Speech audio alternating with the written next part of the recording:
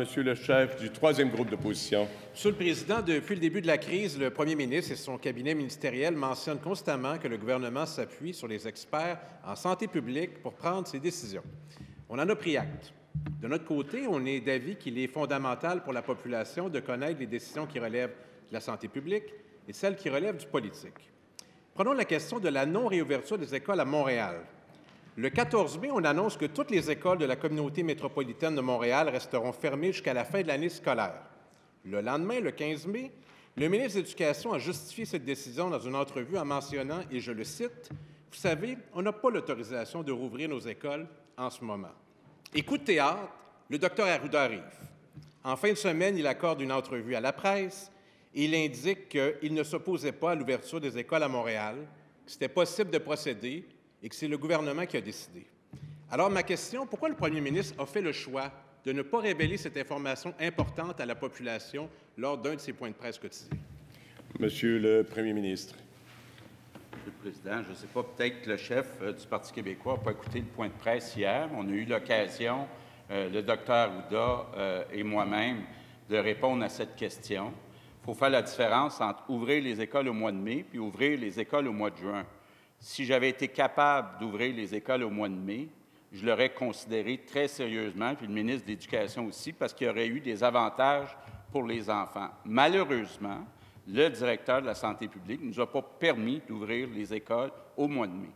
Pour ce qui est du mois de juin, Monsieur le Président, on est dans une situation où il reste 2 ou 3 semaines avant la fin de l'école de l'année scolaire régulière.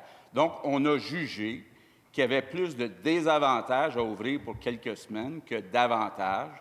Donc, malheureusement, on a choisi d'ouvrir les écoles le 1er septembre. Mais, Monsieur le Président, on a respecté à la lettre les recommandations de la santé publique pour le mois de mai.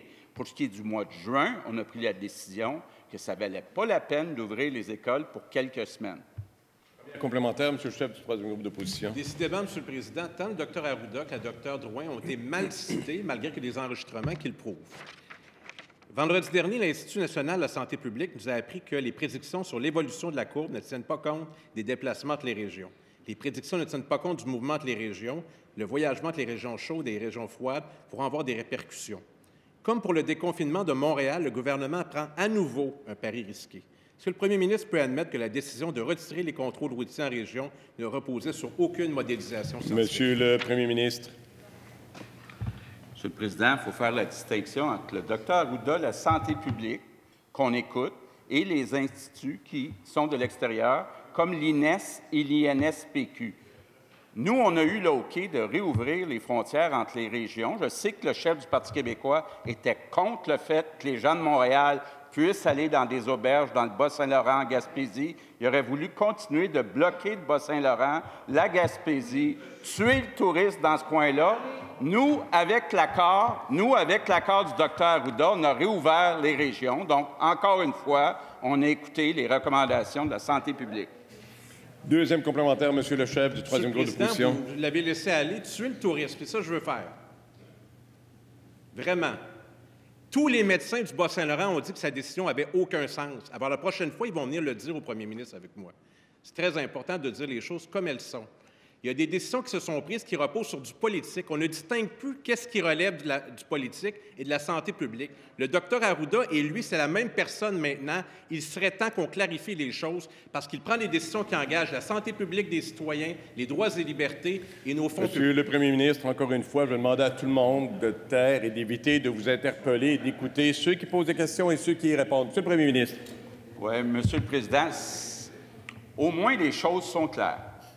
Le Parti québécois est contre l'ouverture du Bas-Saint-Laurent et de la Gaspésie. Le chef du Parti québécois vient nous dire qu'il ne souhaite pas que les gens de Montréal aillent dans les hôtels, dans les auberges du Bas-Saint-Laurent et de la Gaspésie. D'abord, je vais vous demander votre silence à tout le monde. Je vais vous demander le silence à tous, de faire attention aux mots que vous utilisez. Monsieur le leader du gouvernement, au départ, le leader du troisième groupe d'opposition est debout. Je vais l'entendre quelques instants. Président. Mais je vais vous demander globalement d'entendre et de comprendre les règles qui sont les nôtres en fonction et en matière de respect. Monsieur le leader. Monsieur le Président, nos règles sont claires. le chef du Parti québécois. Un instant. Non, monsieur. On prête. Non,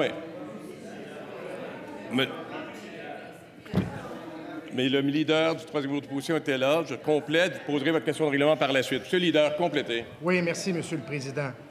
On ne peut pas prêter des intentions au chef du Parti québécois avec ce qu'il vient de dire. Je veux dire, le premier ministre ne peut pas avouer que mon chef veut fermer la région, fermer le tourisme, tuer le tourisme.